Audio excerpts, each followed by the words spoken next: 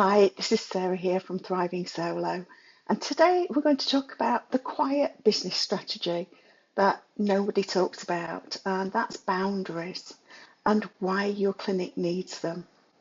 So, I just want to cover really why boundaries are so important.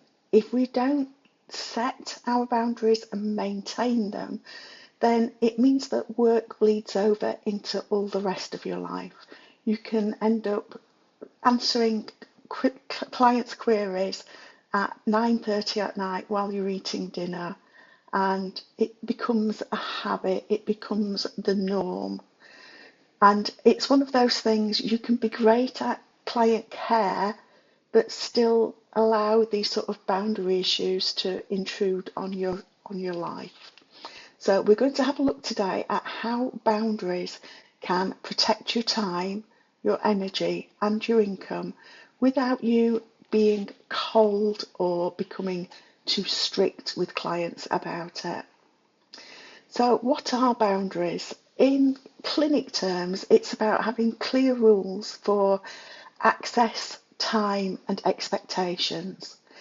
Boundaries are not about punishment, harshness, or I don't care.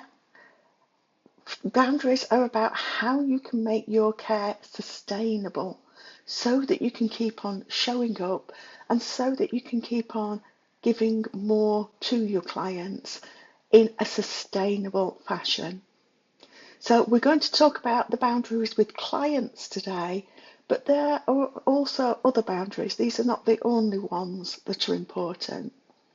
But boundaries can feel very hard in solo practice. You're the whole team, the receptionist, the clinician, the cleaner, marketing, tech support. And so it can be quite difficult to sort of set those boundaries because you're wearing many hats. And healthcare attracts helpers, and helpers often just want to handle it, to be there for people. Money pressure can make it difficult to avoid saying yes to everything, even those things that can cost you sleep, even if they're not costing you money. Clients don't see the back end. They just see that you replied once, and so they assume that that's normal. So if you make, an exception to the rule and fly out of boundaries, that then becomes the norm for that client, and they think that that's okay then to continue doing that. So how can boundaries protect your business? Well, they can protect your time, which protects your schedule and your revenue, and it actually protects the next client that's coming in after. They protect your energy so that you can actually be present with your client. You're not half watching your phone to see what other queries have come in from other people. You're not getting frazzled by dealing with things as a reaction rather than as a thought out approach to things. They can reduce the admin noise so that you get fewer back and forth messages, fewer quick questions, and they can make your clinic more predictable. Predictable businesses are easier to run in the long run, and they're easier to grow over time. Boundaries can lower no-shows and late cancellations because expectations have been clear and repeated. They can stop the slow creep where one exception, as I say, becomes the new normal because that client thinks that is the normal. So that's how they can protect your business. And like I say, boundaries also protect clients quietly but powerfully. They create safety. Clients relax when they know what happens next. They reduce awkwardness because clear policies mean fewer uncomfortable money talks.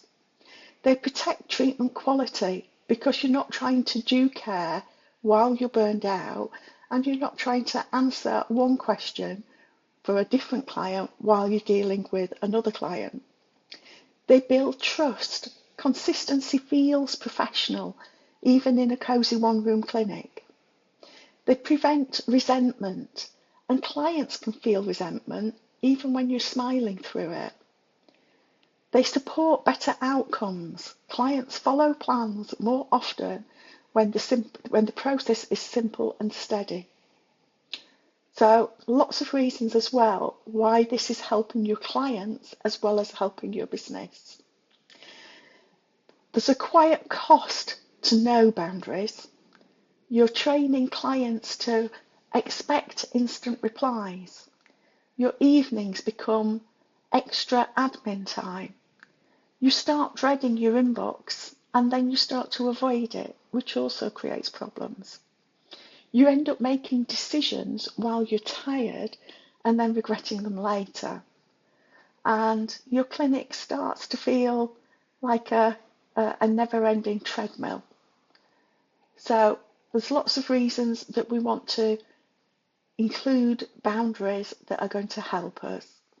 And I'm just going to talk about 3 simple boundaries that you can introduce to make clinic life easier.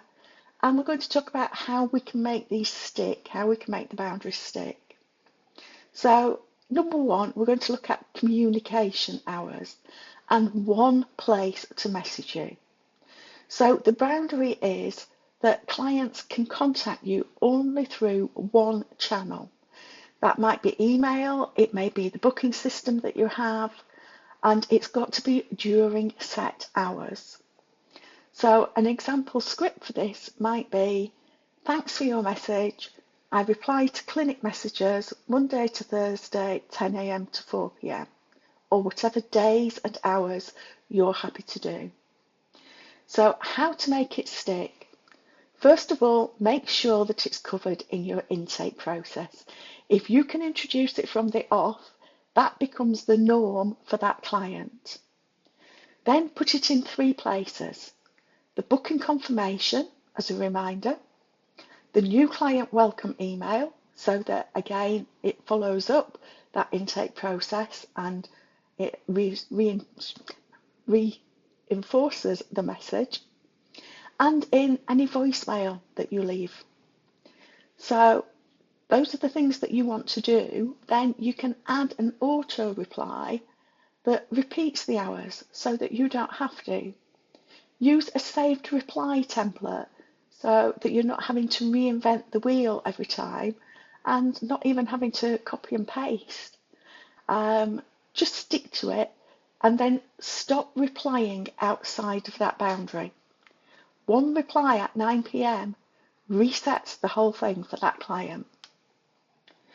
So next, we'll move on to boundary number 2, late cancellation and no-show policy.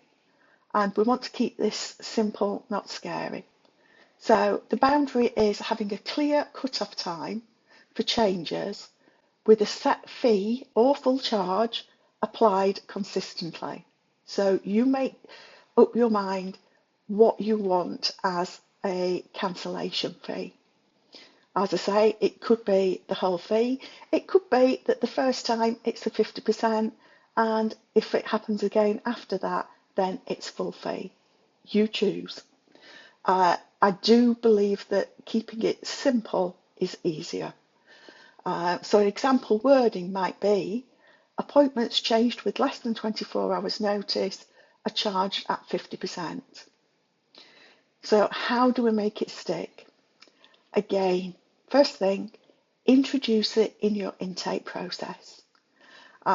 Require a card on file if your system allows it so that you can have that card and let them know they're going to be charged. Put the policy on the booking page, not hidden in a PDF that nobody actually gets around to reading. Say it once out loud for new clients, like I say, part of the intake process, and follow through the first time that it happens, especially when it feels awkward, because awkward fades, but cancellations that lead to money problems can really impact your client, and you really can't afford to have that going forward, and it doesn't protect your other clients. So, third one, Boundary number 3 that we're going to look at is session scope. What you do inside treatment time and what needs a booking. So the boundary is quick advice between sessions has got a limit, and anything beyond that limit needs an appointment booking. So an example, you might say that I'm happy to answer a quick scheduling question by email, but for treatment advice or symptom changes, please book a follow-up so that I can assess it properly. To make it stick, then you want to have a book now link that you can paste into messages. Use a checklist for what counts as clinical advice. So symptoms, supplements, flare-ups, new pain, and repeat the reason, not just the rule. It's about safety and good care.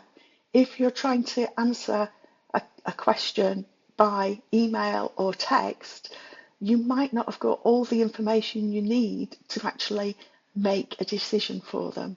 So don't diagnose by inbox. Your future self will thank you for that. And how do we set these boundaries without sounding rude? The thing is to use calm, plain language, no long explanations, just keep it short and simple. Lead with care and then the rule. So, I want to support you well, so I handle clinical changes in session. Don't over apologise. 1 thanks beats 5 sorry lines. Keep your tone steady even when somebody pushes back. Remember, consistency sounds professional even when the message is short. So we're going to cover a few common pushback items and what you can say in response to them. So the pushback might be, but I really need an answer tonight. Your response can be, I hear you. If this is urgent, please contact your GP or urgent care. I'll reply during clinic hours. Pushback, I forgot. Can you waive it just this once? Response, I get it. The policy still applies. It's how I keep the clinic running fairly. Pushback might be, other clinics don't do this. And the response, this is how I run my practice so that I can give each client the proper time and care. And let's have a look at a simple 5-day boundary reset plan now. So day 1, you're going to pick one boundary. Communication hours is usually the easiest. Add it to your intake process. Day 2, tighten the wording, make it shorter. Day 3, add it to your booking confirmation and email signature.